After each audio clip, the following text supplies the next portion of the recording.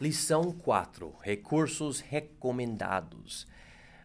Quando eu ensino sobre a homilética, pessoas vêm e falam para mim, mas onde estão os recursos? O que eu posso usar para entender melhor a Bíblia e como pregar a Bíblia? Essas perguntas são bem boas e tem uma base bíblica. Se vocês puderem achar na sua Bíblia o livro de Provérbios, capítulo 11, versículo 14, nós notamos o seguinte aqui. Não havendo sábios conselhos, o povo cai, mas na multidão de conselhos há segurança. Todos nós precisamos de outras pessoas. Todos nós precisamos de conselheiros. E eu não recomendo a mentalidade de pensar, não, eu vou só estudar a Bíblia porque é a palavra de Deus e daí eu vou evitar os erros dos outros.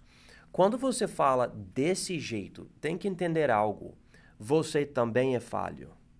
E às vezes Deus dá sabedoria e entendimento para outros que Ele não deu para você e o único caminho de receber aquela sabedoria é por ter a humildade de ir aos outros e falar o que você entende, qual é seu modo de pensar sobre isto ou aquilo. Por causa disso, Deus coloca pastores e doutores na igreja e é para o povo escutar esses homens de Deus, etc. E esses homens devem ter um certo nível de entendimento e o povo não tem. O povo, por humildade, por submissão, escuta esses homens. Também, quando você mesmo prega uma passagem e explica qualquer coisa, você já é uma pessoa explicando a Bíblia para os seus ouvintes. Então, por fazer isso, você também deve ter o coração de receber o que outros também estão ensinando. Então, nós precisamos disso, uma multidão de conselheiros. E a Bíblia enfatiza isso, é uma coisa boa. Eu sei que eu já enfatizei isso na aula anterior, que existem muitos recursos perigosos. Nós entendemos isso. Até os recursos que eu vou enfatizar aqui nessa aula, eu não posso dizer que está tudo certo. Não, mas eu estou tentando dar para vocês uma ideia. Existe a possibilidade de alguém comprar vários bons livros e ter uma biblioteca em casa para poder estudar a Bíblia? Existe. Existe essa possibilidade no Brasil? Existe. Mas tem um detalhe. Muitos recursos assim são caros, caríssimos. Então, eu gostaria de enfatizar nessa aula alguns recursos mais alcançáveis, né? Mais em conta para todo mundo. E daí, isso já vai ajudar. Eu conheço pessoas que estão começando a pregar e não tem livro nenhum fora da Bíblia, mas tem acesso à internet e você pode usar a internet para encontrar vários recursos que vão ajudar você. Vamos chegar aqui na apostila, na lição 4, e ler esses parágrafos de introdução. Diz aqui, ninguém nasce sábio. Todos nós precisamos de ajuda para podermos crescer no conhecimento do Senhor.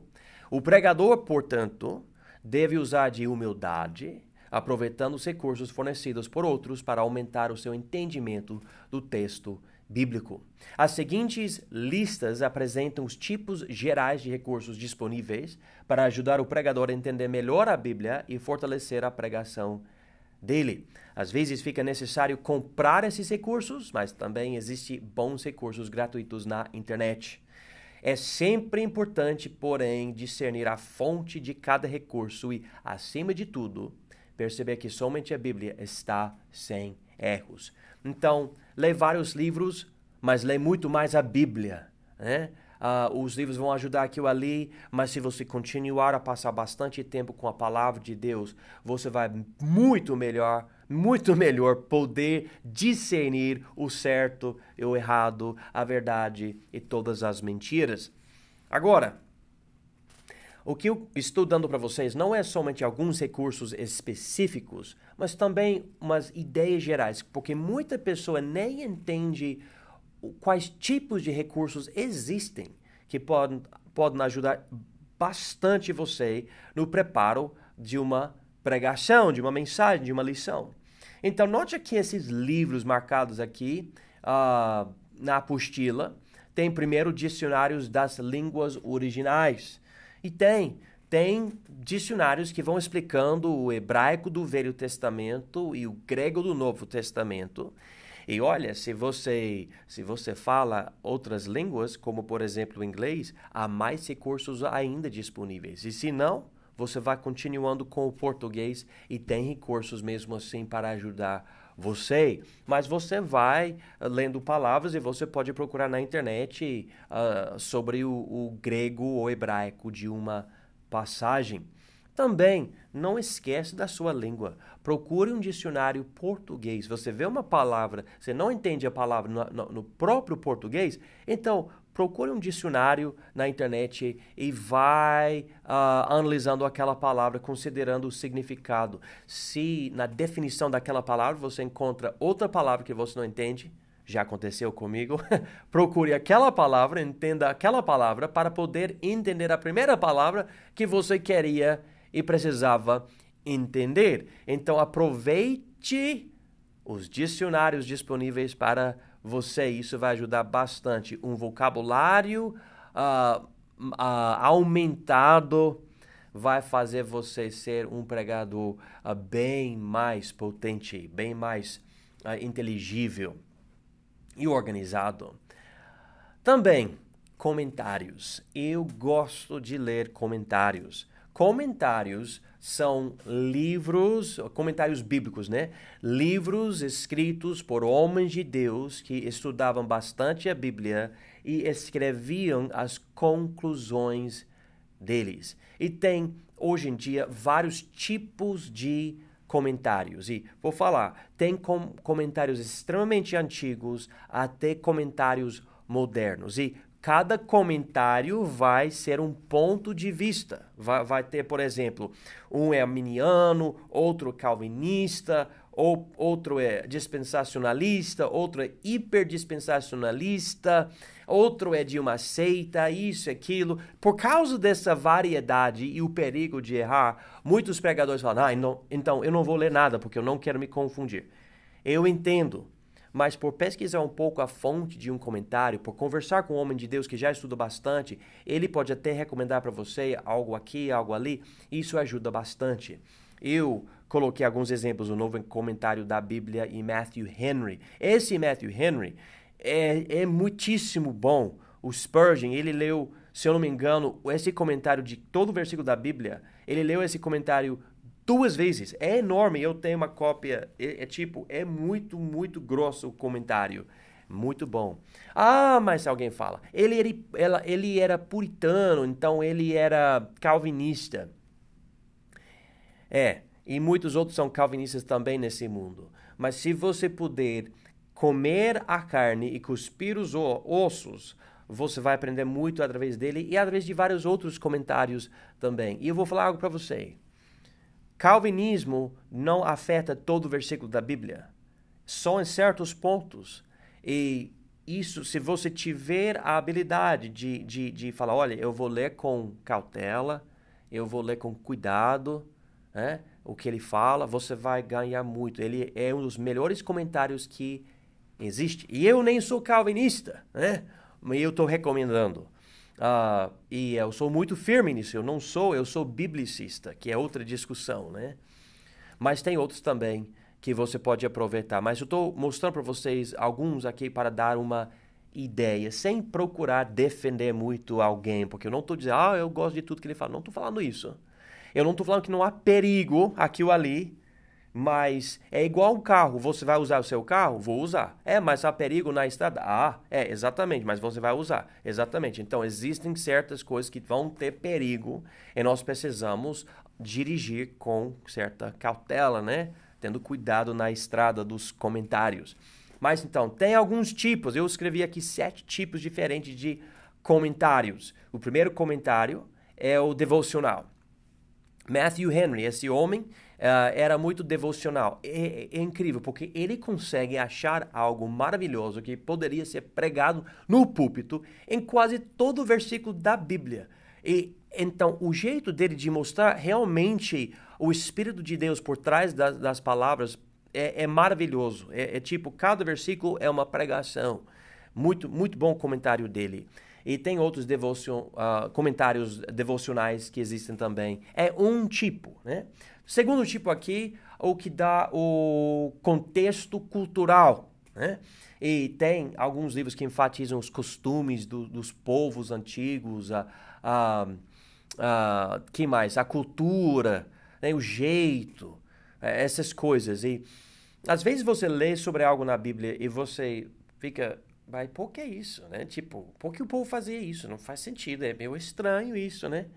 E daí você pega um comentário desse e vai explicando por que o povo agia daquela maneira. E daí, agora eu entendo, né? E daí a passagem faz sentido. E ainda é aplicável para algo de hoje em dia, mas você aprende através de algo que tem outra cultura, outro contexto. Então, esse tipo de comentário também ajuda bastante. Terceiro tipo aqui é o que enfatiza a língua original. Não é necessariamente um dicionário, mas ao longo das discussões no livro, ele enfatiza vários aspectos da língua original para ajudar. E às vezes eu acho que tem gente que faz isso até demais. É tipo, é só isso.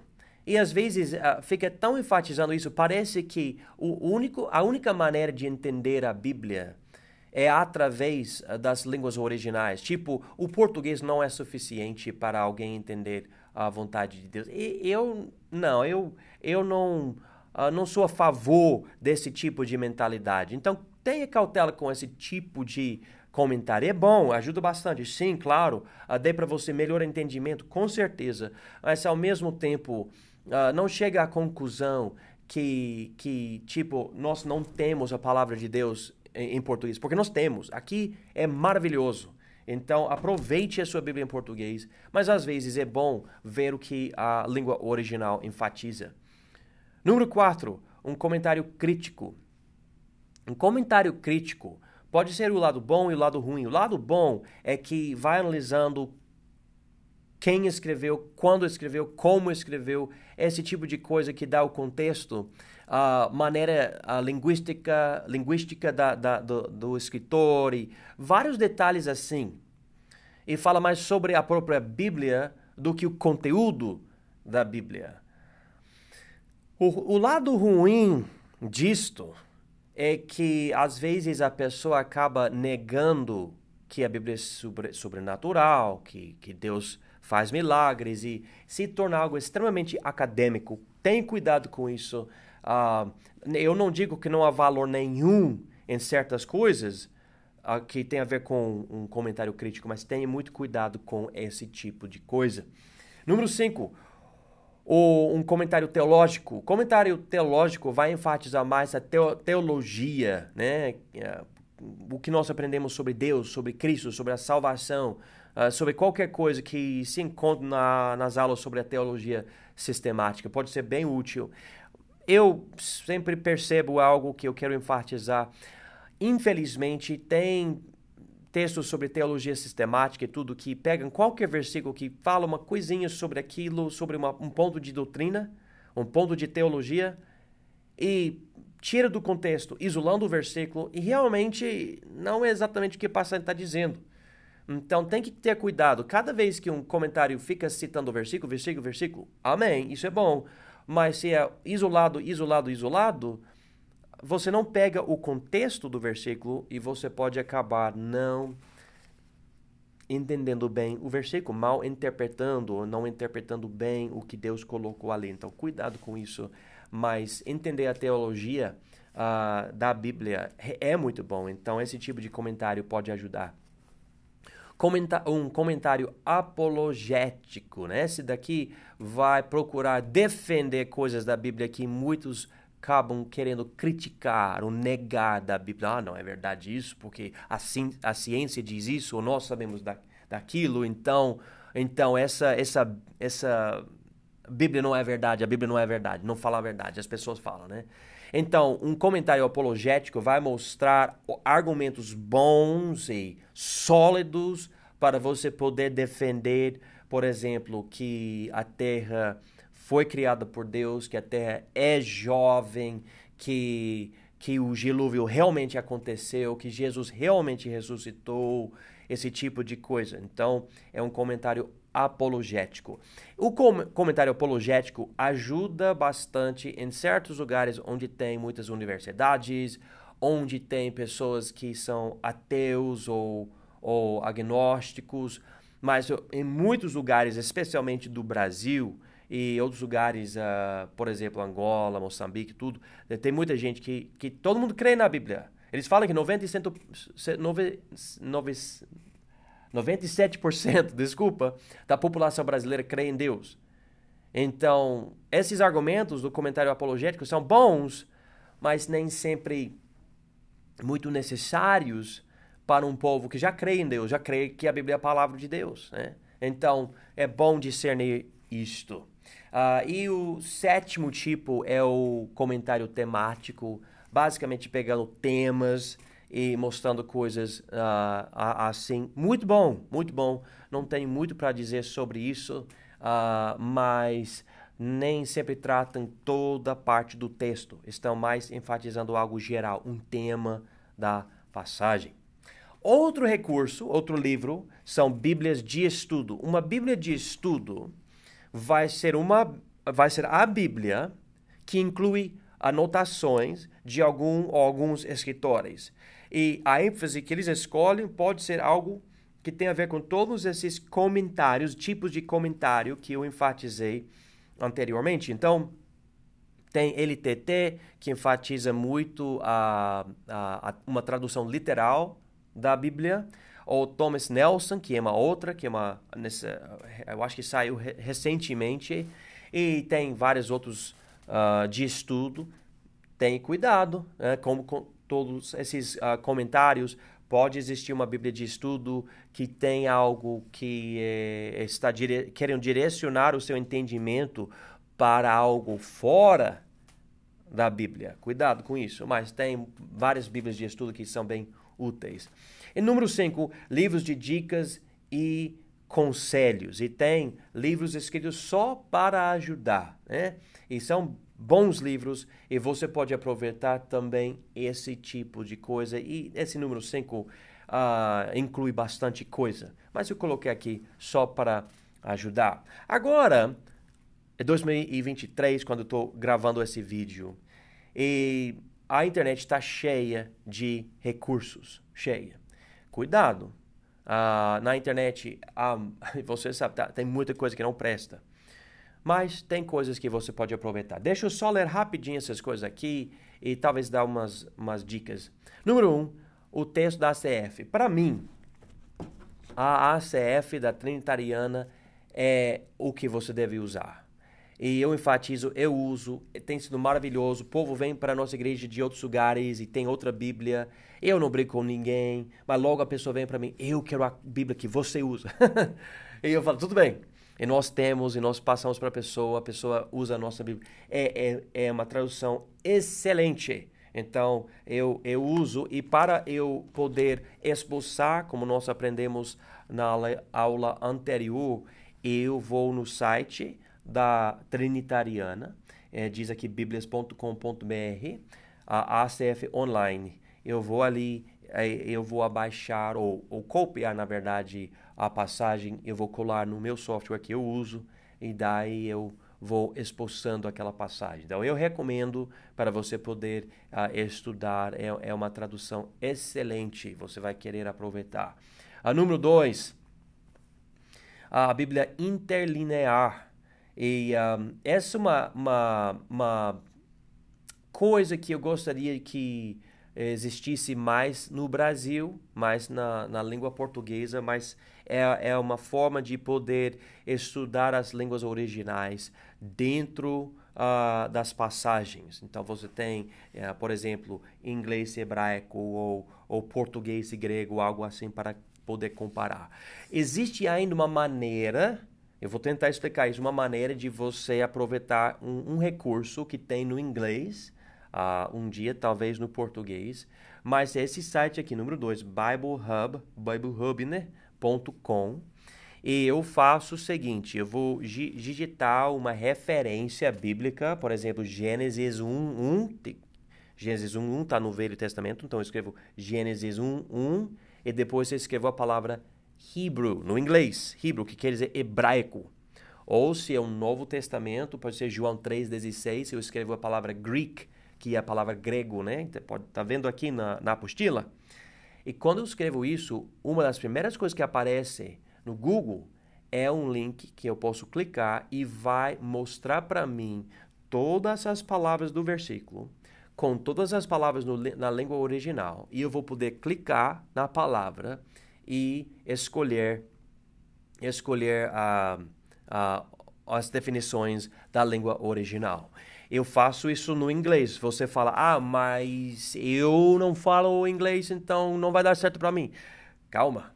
Você pode procurar algumas coisas para poder fazer isso. Você escreve no inglês a referência e a palavra Hebrew ou hebraico, escrevendo Hebrew, né? Eu estou traduzindo para ajudar de novo.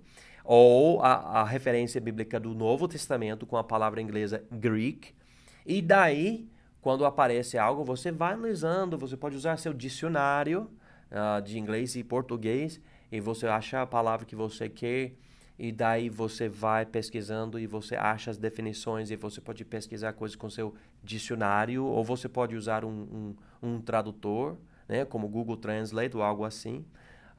E você vai aprendendo. Alguém fala, mas isso é muito trabalho e eu não tenho tempo para isso. Tá bom, então não aproveite. Mas estou falando, se você quer aproveitar, você vai poder aprender muito. Eu não tenho como fornecer um recurso desse. Se eu pudesse, eu forneceria, porque seria muito útil.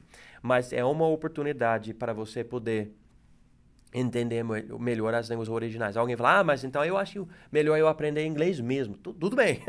Eu não sou contra isso, né? Porque tem bastante recurso no inglês por causa da história da igreja e como isso aconteceu na Inglaterra e nos Estados Unidos e tudo mais. Mas mesmo se não tiver inglês, tem muito recurso que você pode aproveitar de uma forma ou outra, tá? E quando você usa esse site Bible Hub, você vai utilizar o número de Strong. Strong era um homem, ele organizou todas as palavras da Bíblia, na língua original da Bíblia, com números. E daí, cada palavra tem um número. E isso vai ajudando. Você vai clicar no número e vai mostrar uma explicação da palavra e vários outros detalhes que eu nem enfatizei nessa aula. E você vai ver se você aproveitar. Número 3, análise da tradução. Essa é uma parte que existe recursos. Eu coloquei um recurso aqui, o NetBible, mas esses recursos têm pessoas que têm uma certa crença ou certa filosofia sobre a tradução e a preservação da Bíblia e tudo. Tem que ter muito mais cautela com esse tipo de coisa. Mas existe esse tipo de recurso. Esse daqui é do inglês, mas às vezes tem uma coisa complicada na tradução. É difícil traduzir. E daí um recurso desse vai mostrar por que é complicado traduzir, né? Porque às vezes, só para explicar, às vezes existe uma maneira de falar algo em uma língua que é difícil traduzir 100% em outra. Eu vou dar um exemplo. Eles me falam, eu não sei, eu tenho umas ideias de traduções, mas eu não sou nativo aqui no Brasil. Mas na verdade, eu não estou no Brasil no momento, mas eu moro no Brasil. Estou aqui nos Estados Unidos tentando resolver umas coisas. Mas o português tem a palavra saudades. E as pessoas me falam que não tem uma tradução igual no inglês. Tudo bem, não tem. Então, se a Bíblia usa a palavra saudades, né, vamos dizer, né, imaginação, hipoteticamente falando, como vai ser a tradução no inglês, né? Então não existe a palavra, então vai ter que fazer alguma coisa, então fica complicado. E um tradutor, ele fala, eu acho que eu vou escrever desse jeito. E outro tradutor, não, mas eu vou escrever desse jeito. Existem coisas no grego e no hebraico que são desse jeito. E um tradutor pode escolher uma tradução e outro tradutor outra tradução, e as duas traduções podem ser a verdade, né? Ou parte da verdade. Pode ser que uma tradução inclui parte da ideia por trás da palavra original, mas não tudo. E a outra tradução tem a outra parte. E pode existir uma tradução que pega as duas palavras e junta as duas palavras, ainda que haja uma palavra só na língua original. Entendeu? Se ficou confuso, eu entendo, mas é uma coisa complicada de ir de uma língua para a outra. Ok. Se você não tiver como usar um recurso desse, tudo bem. Vamos continuar. Número 4. Teologia e estudos conservadores. E aqui você pode aprender muito. Eu dei 2 exemplos aqui, Sola Escritura e Chamada. Tem outros sites também. E você pode ler várias coisas, vão ajudando. Mas como eu falei, leia muitos livros, leia muito mais a Bíblia, ok? Tem comentários, eu coloquei aqui uns sites. E eu realmente gostaria de fornecer mais ainda, mas você pode clicar nesses daqui e procurar outros também. Sempre tenha certo cuidado, né, para não errar, mas essas coisas existem. Também tem canais no YouTube. Hoje em dia o YouTube está explodindo e muita gente está fornecendo informações. Procure entender a pessoa que está fazendo o canal para não cair no erro de achar que é alguém que ensina corretamente a Bíblia, porque às vezes é uma pessoa que fala da Bíblia, ensina até histórias da Bíblia ou coisas da Bíblia, mas é uma pessoa que não é da Bíblia mesmo, né? Uma pessoa de outra coisa. Também tem número 7 aqui, algo que surgiu recentemente nas nossas vidas, né? Pelo menos na hora dessa gravação, dessa aula, mas tem inteligência artificial.